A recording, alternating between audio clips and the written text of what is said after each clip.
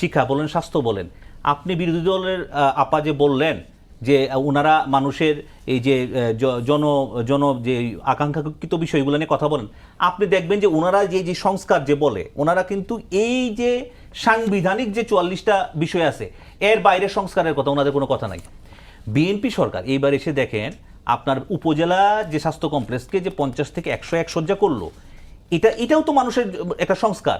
মানুষ তো খুশি যে ভাই আমি আমার এই যে স্বাস্থ্য ব্যবস্থাটা আমি ইমিডিয়েট আমার এলাকায় পাচ্ছি, আমার আর ঢাকায় যেতে হচ্ছে না বা জেলা সদরে যেতে হচ্ছে না। শিক্ষাতে যে আপনার এই যে ওয়ান টিচার ওয়ান টেপ দিচ্ছে, এই যে শিক্ষার যে আধুনিকায়ন, এটাও তো একটা সংস্কার। ঠিক আছে, এই ধরনের সংস্কার নিয়ে তাদের কোনো প্রশংসাও দেখবেন না, তাদের নিজেদের কোনো আইডিওলজিক্যাল পারপাস সার্ভ করতে দেখবেন না আপনি। ঠিক আছে, আমি মনে করি বর্তমান সরকার, আমি ব্যক্তিগতভাবে মনে করি, নাগরিক বলেন বলেন, আমি ব্যক্তিগত মনে করি তাদের জেস্টারের মধ্যে প্রধানমন্ত্রী জীবনযাত্রা থেকে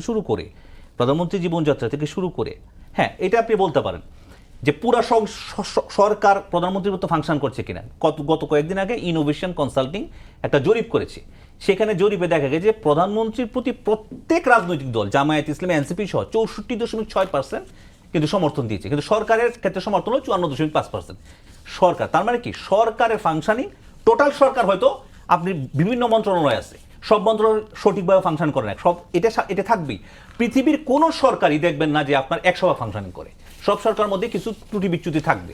সেটা মেনে নিয়েই আপনার কিন্তু এই সরকার এগিয়ে যাচ্ছে এবং আপনার পরবর্তী তাকে জনগণকে ফেস করতে হবে।